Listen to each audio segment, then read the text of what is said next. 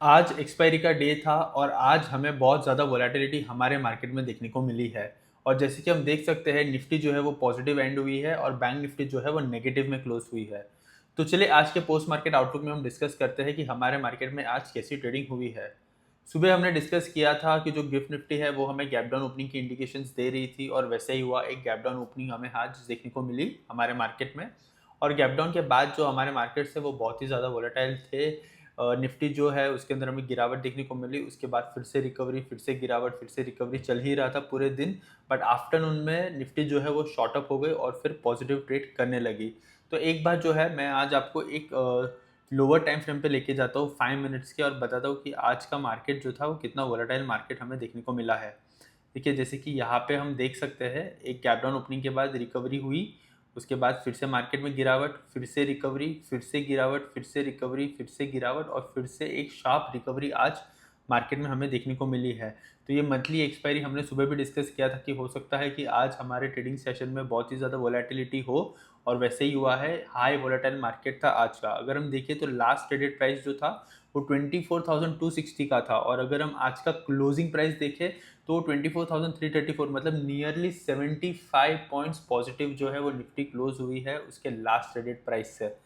तो ये भी अगर जैसे कि हम देख सकते हैं जो 115 पॉइंट्स है तो ऑलमोस्ट उसमें से 75 पॉइंट्स तो क्लोजिंग प्राइस की वजह से हमें हमारी निफ्टी जो है वो पॉजिटिव देखने को मिल रही है। तो ऐसा क्या चेंज हुआ है कि हमारे मार्केट जो थे वो बिटवीन में ही टर्न अराउंड हो गए। तो अगर हम बात करें तो ब्रेंट क्रूड जो है उसके अंदर $3 की गिरावट देखने को मिली है। ब्रेंट क्रूड जो सुबह हमने देखा था $91 के करीब ट्रेड कर रहा था, अभी जो है वो $88 के करीब जो है वो ट्रेड कर रहा है। और अगर दूसरी न्यूज़ की अगर हम बात करें तो अमेरिका ने जो है वो ईरान के ऊपर नए सैंक्शन लगाए हैं और अब अमेरिका का कहना है कि हम जो है वो ईरान को मिलिट्री के थ्रू अटैक नहीं करेंगे, हम जो है उसकी इकोनॉमी को भी डिस्ट्रॉय करेंगे धीरे धीरे। तो वो उन्होंने कैसे प्लान किया है करने का उसको डिस्कस कर लेते हैं हम। तो यूएसए का ऐसा कहना है कि ईरान जो है वो ऑयल बेचता है इंटरनेशनल मार्केट में और डॉलर्स कलेक्ट करता है और फिर उन्हीं डॉलर से वेपन खरीदता है और फिर ये वॉर को जो है वो उससे फंड होता है। तो अमेरिका का कहना ऐसा है कि जो भी इंटरमीडिएटरीज है जिसके थ्रू ईरान जो है वो अपना ऑयल बेचता है इंटरनेशनल मार्केट में, वो अब इंटरमीडिएटरीज से बात करेगा और उनके ऊपर जो है वो सैंक्शन लगाएगा और बोलेगा कि ईरान का ऑयल जो है वो आपको बेचना नहीं है। और अगर हम बात करें तो इंटरनेशनल मार्केट में चाइना जो है वो सबसे ज़्यादा ईरान का ऑयल परचेज करता है। बट यूएस ने चाइना को डायरेक्टली नहीं बोला है अभी तक कि आप ईरान से ऑयल परचेस नहीं करो। इनफैक्ट जो इंटरमीडिएटरीज है ऑन एन एवरेज 60 इंटरमीडिएटरीज थी, इंडिविजुअल्स थी, कंपनीज थी जो ईरान का ऑयल जो है वो इंटरनेशनल मार्केट में बेचने के लिए उन्हें मदद करती थी। तो उनको जो है एक अमेरिका ने वार्निंग दिया है कि अब आप ये जो करते हो वो नहीं करना है करके। तो इसके जवाब में अगर हम बात करें तो ईरान ने ये कहा है कि अगर अमेरिका जो है वो उनके ऊपर इकोनॉमिक प्रेशर डालता है तो ईरान जो है वो फिर से स्ट्रेट ऑफ हॉर्मुज़ के ऊपर अटैक करना चालू कर देगा और स्ट्रेट ऑफ हॉर्मुज़ जो है उसे बंद कर देगा फिर से। तो ये सारी सिचुएशन थी जो आज बाहर आई है। तो देखते हैं कि इसके ऊपर अभी हमें और क्या अपडेट्स देखने को मिलते हैं। तो अगर हम बात करें तो इसी न्यूज़ के चलते हमें हमारे मार्केट में काफ़ी वोलेटिलिटी देखने को मिली है। तो देखते हैं कि अगर समझो कि ऐसा होता है और जो इकोनॉमिक प्रेशर यूएस ईरान के ऊपर डालना चाहता है और अगर फिर से स्ट्रेट ऑफ हॉर्मुज़ जो है वो कम्प्लीटली क्लोज हो जाता है तो हो सकता है कि ब्रेंट क्रूड के प्राइसेस जो है वो फिर से एक्सट्रीम ज़्यादा शॉर्ट अप हो जाए। तो देखते हैं कि वॉर के एंड से भी हमें क्या न्यूज़ देखने को मिलती है। तो देखते हैं। आज तो निफ्टी जो है वो काफ़ी वोलेटाइल थी। अगर हम बात भी करें कि हमने जो सुबह रेंज की बात की थी कि 24,000 जो है वो स्ट्रॉन्ग सपोर्ट है और 24,400 जो है वो बहुत ज़्यादा स्ट्रॉन्ग रेसिस्टेंस है। इसी रेंज के बीच में आज निफ्टी की भी क्लोजिंग हमें देखने को मिली है। इनफैक्ट सैश की वजह से 75 पॉइंट्स इनफैक्ट ज़्यादा ऊपर क्लोजिंग देखने को मिली है। तो देखते हैं कि हमारे मार्केट जो है वो कैसा ट्रेड करते हैं। आज थर्ड डे है कि 100 और 200 ईएमए के बीच में हमें क्लोजिंग देखने को मिल रही है। तो देखते हैं कि कल के ट्रेडिंग सेशन में हमें कैसी क्लोजिंग देखने को मिलती है। बैंक निफ्टी देख लेते हैं एक बार। देखिए बैंक निफ्टी की अगर हम बात करें तो बैंक निफ्टी में जो है वो इनफैक्ट निफ्टी से भी ज़्यादा वॉलेटाइल थी। बैंक निफ्टी सुबह गैप डाउन के बाद बैंक निफ्टी जो है वो तुरंत पॉजिटिव हो गई थी, उसके बाद फिर से नेगेटिव, फिर से पॉजिटिव, फिर से नेगेटिव, यही जो है दिन भर बैंक निफ्टी ने ऐसा ट्रेड किया है। एक लोअर टाइम फ्रेम पे हम जाके देख लेते हैं। देखिए 5 मिनट्स टाइम फ्रेम देख रहे हैं हम, आज 30 मिनट्स नहीं देख रहे क्योंकि आज मार्केट जो था वो बहुत ही ज़्यादा वॉलेटाइल था। देखिए जैसे कि हम देख सकते हैं गैप डाउन ओपनिंग के बाद हमें एक शार्प रिकवरी देखने को मिली, फिर से गिरावट, फिर से रिकवरी, फिर से गिरावट, फिर से रिकवरी, फिर से गिरावट, फिर से रिकवरी। तो और बैंक निफ्टी जो है वो अपने लास्ट ट्रेडेड प्राइस से नियरली 60 पॉइंट्स ज़्यादा ऊपर क्लोज हुई है। तो जैसे कि हम देख सकते हैं, बैंक निफ्टी भी जो है वो उतनी ही वोलेटाइल थी, इनफैक्ट निफ्टी से ज़्यादा वोलेटाइल थी। अगर हम लेवल्स की भी बात करें तो सुबह भी हमने डिस्कस किया हुआ था 57,000 58,000, ये 1000 पॉइंट का रेंज है। जब तक ब्रेक नहीं होता है तब तक बैंक निफ्टी कहीं भी नहीं जा रही है। तो जैसे कि हम देख सकते हैं आज भी वैसे ही हुआ है। क्लोजिंग जो है वो 57,500 के करीब ही हमें देखने को मिली है, और बैंक निफ्टी जो हम कह सकते हैं कि ऑलमोस्ट फ्लैट क्लोज हुई है विद लिटिल नेगेटिव बायस। कल की जो क्लोजिंग थी वो भी 57,500 के करीब थी, आज की क्लोजिंग भी जो है वो 57,500 के करीब ही है। तो देखते हैं कि आगे आने वाले दिनों में बैंक निफ्टी भी जो है वो कैसा परफॉर्म करती है। एक बार हम ब्रेंट क्रूड देख लेते हैं।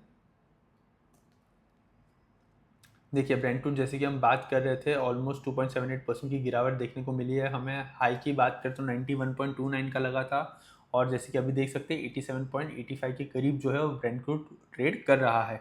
ये इनफैक्ट काफ़ी अच्छी न्यूज़ है हमारे मार्केट के लिए भी कि अगर ब्रेंट क्रूड के प्राइसेस गिरेंगे तो अच्छी बात होगी। बट एक चीज़ हमें याद रखना है कि मीन लेवल जो है, जब तक ये 78 के नीचे नहीं गिरता है, मैं आपको लेवल मार्क करके बता देता हूँ, तब तक जो है वो दिक्कतें तो रहने वाली है। ये जो है एक मेजर सपोर्ट है। तो जब तक 78.53 के जो लेवल्स है, या 78 पकड़ लीजिए, वो जब तक ब्रेक नहीं होते हैं तब तक जो है वो दिक्कतें हमारे मार्केट में रहने वाली है, वोलेटिलिटी भी रहने ही वाली है, और हमें एक अपमूव जो है वो इतनी इजीली देखने को नहीं मिलेगा। तो हमारे मार्केट भी जो है वो इतनी वोलेटाइल रहेंगे। तो देखते हैं कि हमें जो है वो यहाँ से और $10 का फॉल देखने को मिलता है या नहीं मिलता है। एक बार जो है वो हम USD INR देख लेते हैं।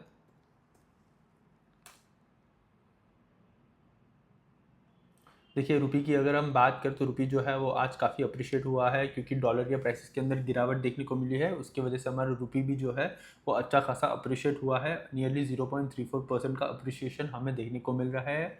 ये काफ़ी अच्छी न्यूज़ है हमारे मार्केट के लिए। अगर ब्रेंट क्रूड के प्राइसेस और गिरते हैं तो हमें रुपी और अप्रिशिएट होता हुआ दिख सकता है। ये भी एक पॉजिटिव न्यूज़ है जो हमारे मार्केट को ऊपर लेके जा सकती है। तो देखते हैं कि आज के ट्रेडिंग सेशन में हमें कैसी क्लोजिंग देखने को मिलती है रुपी के अंदर। तो चलिए आज के बेस्ट परफॉर्मिंग सेक्टर और वर्स्ट परफॉर्मिंग सेक्टर देख लेते हैं एक बार। अगर आज के बेस्ट परफॉर्मिंग सेक्टर की बात करें तो आज का बेस्ट परफॉर्मिंग सेक्टर है हेल्थ सेक्टर। हेल्थ सेक्टर जो है वो नियरली 1.09% पॉजिटिव क्लोज हुआ है, और जैसे कि हम देख सकते हैं प्रीवियसली एक ऑल टाइम हाई के बाद हमें अच्छा सा पुल बैक देखने को मिला था, और अभी जो ट्रेंड है वो फिर से चेंज होता हुआ हमें दिख रहा है। हो सकता है कि यहाँ से जो है वो हमें एक अच्छा सा अपमूव देखने को मिले हेल्थ केयर सेक्टर में। तो हेल्थ केयर को भी जो है वो आप अपनी वॉच लिस्ट में रख सकते हैं। अगर हम बात करें आज के वर्स्ट परफॉर्मिंग सेक्टर में, तो आज दो ही ऐसे सेक्टर है जो नेगेटिव क्लोज हुए हैं, बट डीप नेगेटिव नहीं क्लोज हुए। एक तो है एनर्जी सेक्टर जो 0.07% ही नेगेटिव क्लोज हुआ है, और उसके अलावा अगर हम बात करें तो मेटल सेक्टर भी सेम 0.07% ही नेगेटिव क्लोज हुआ है। तो हम कंसिडर करेंगे कि फ्लैट ही क्लोज हुए हैं। तो आज जैसे कि हम देख सकते हैं ऑलमोस्ट सारे सेक्टर बाकी के पॉजिटिव में ही क्लोज हुए हैं। तो चलिए एक बार जो है वो अब हम FIDI का डेटा भी देख लेते हैं।